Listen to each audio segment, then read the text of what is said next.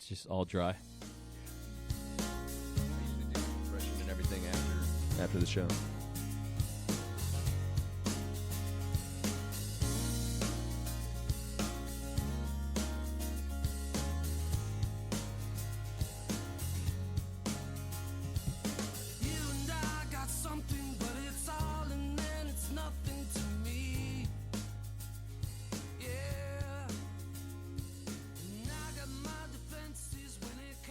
And welcome to the Bill and Joe Show.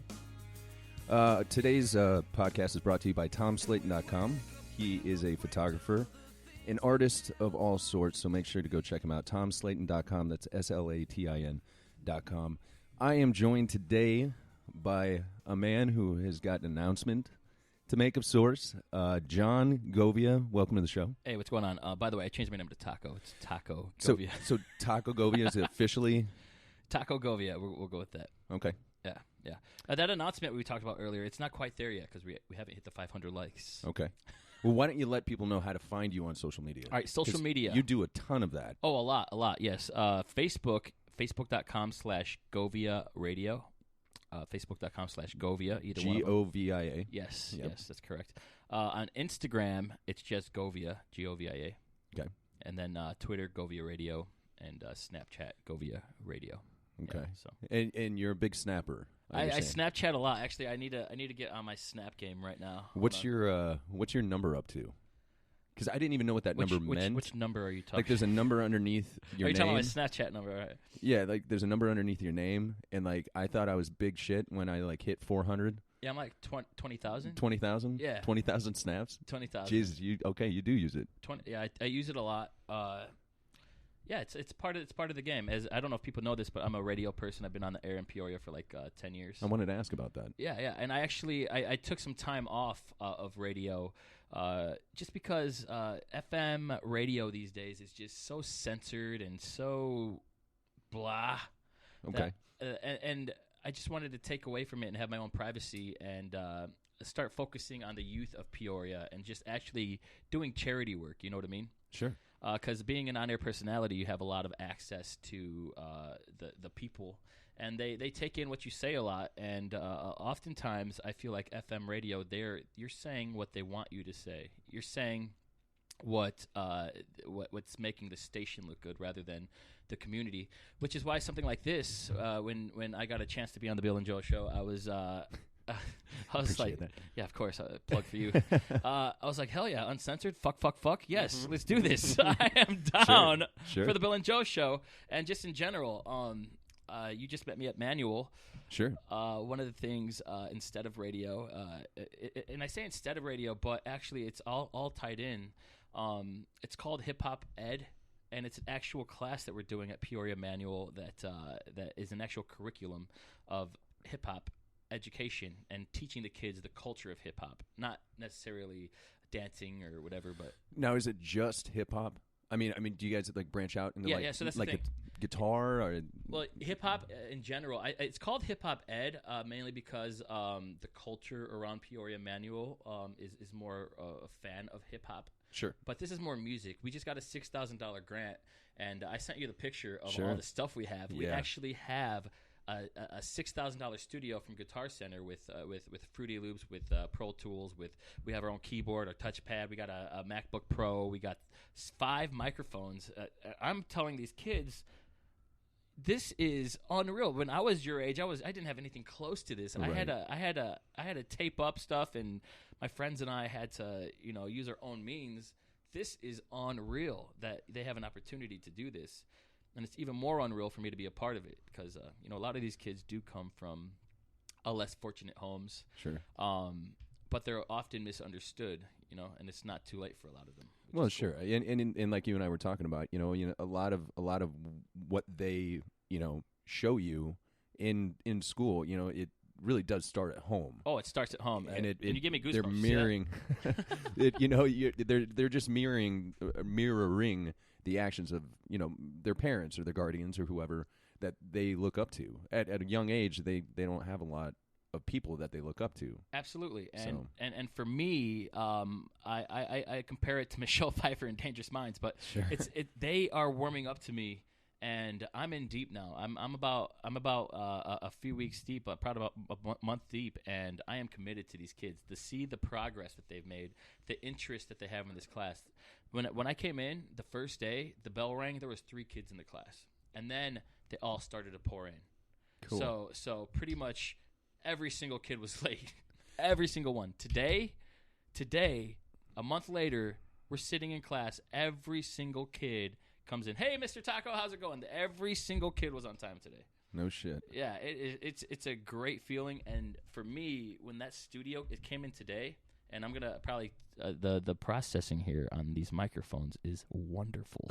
Thank you. I might need your consulting for the mics. Absolutely. But right now we're loading up the MacBook with everything, with all the software, and tomorrow it's on. We're starting to record, and I want to start using that studio as my own as well. Now you said that, and I'll get to that in a minute, because I mean you also DJ. I do DJ. Is that what you're talking about, like getting into recording, or are you gonna actually? What's tough about it is I've done everything throughout my career. I've DJ'd, I've produced, I've sang, I've done it all. It's tough because there's no set curriculum right now. Sure. Like I said, it's in Chicago, it's in Philly, it's in all the less fortunate markets that have ghettos and stuff like that. But there's no set curriculum, so we're starting it all. So we have to prioritize. Right now, the studio has the kids' attention, so that's really cool. Oh yeah, we've done a lot of writing because without all of the equipment, we have to roll with what we have. So it's just writing. We had them writing.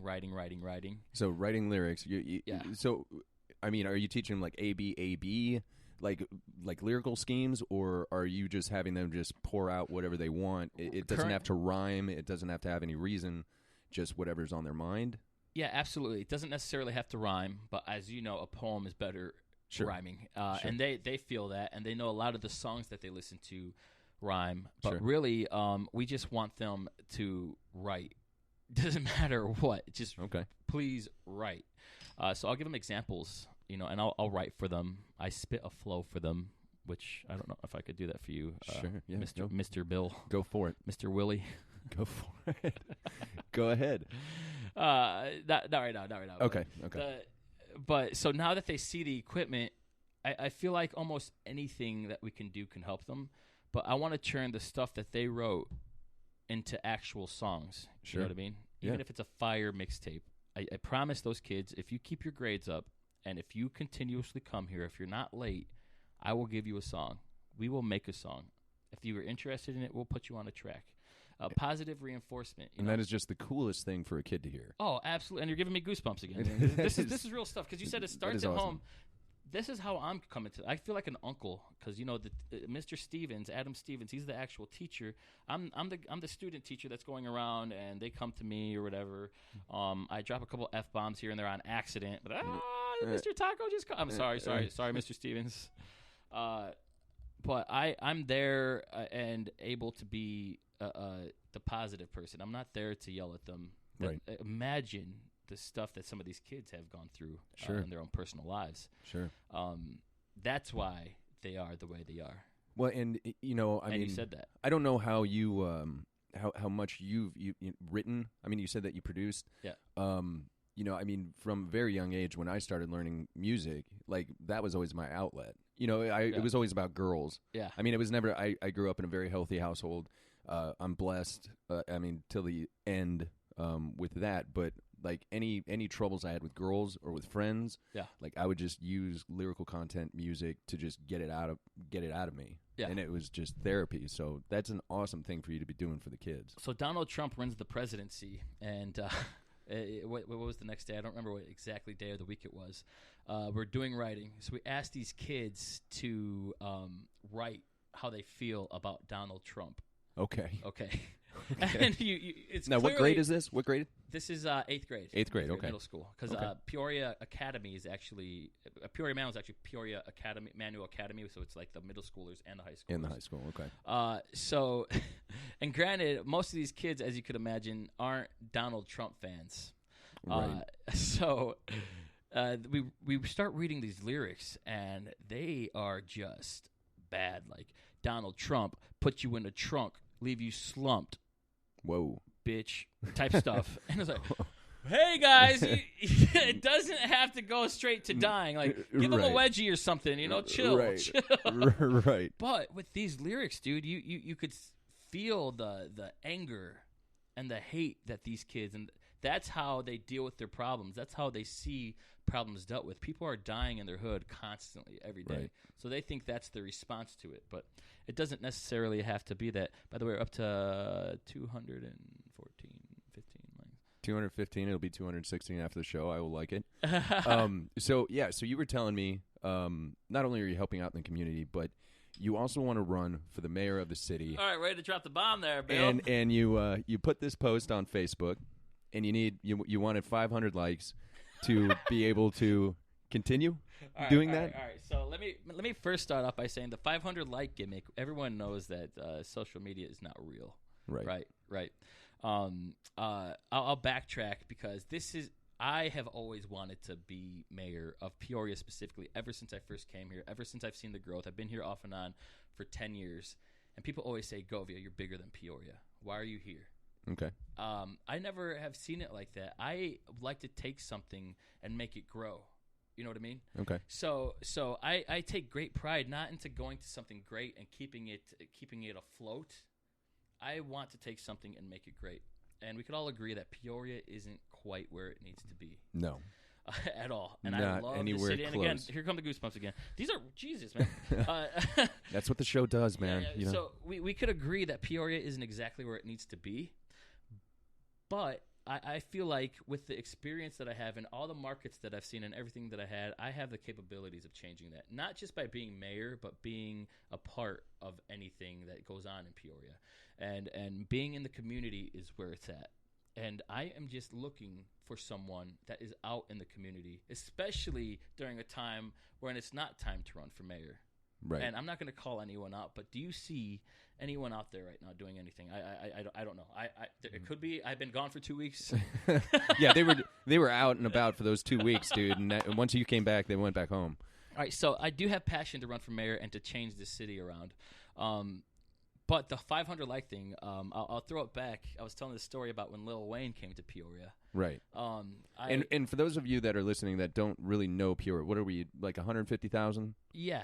About 150,000. In Peoria. Yeah, in Peoria. Our downtown scene, I don't remember it being this bad. I mean, as far as, back in the day when Madison Theater was running the place and SOPs was kicking ass and bringing in bands. And the nightlife seemed more vibrant then than it does now because bars change hands seems like every month.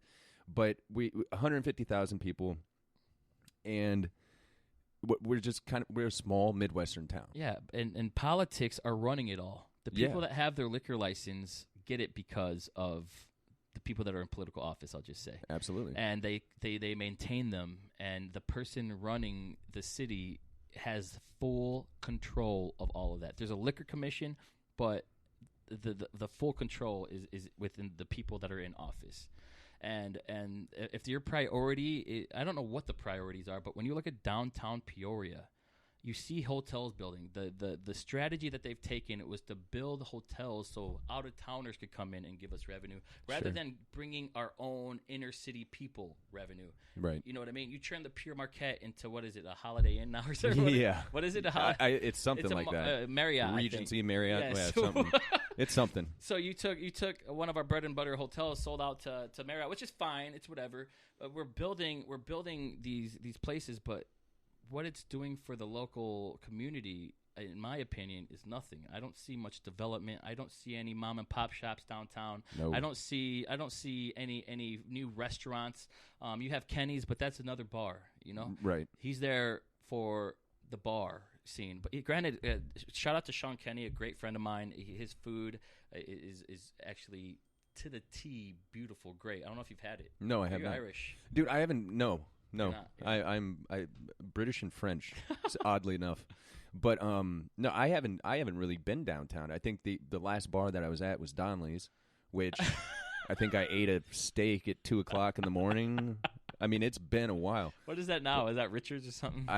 Is it Richards? No. Is it the one downstairs? Yeah, the one downstairs. The that's Cheers? That's Richards. That's right, not Donnelly's. Yeah. Donnelly's was over And then they moved across from Corey's. Yeah, this one by Corey's. Yeah, okay.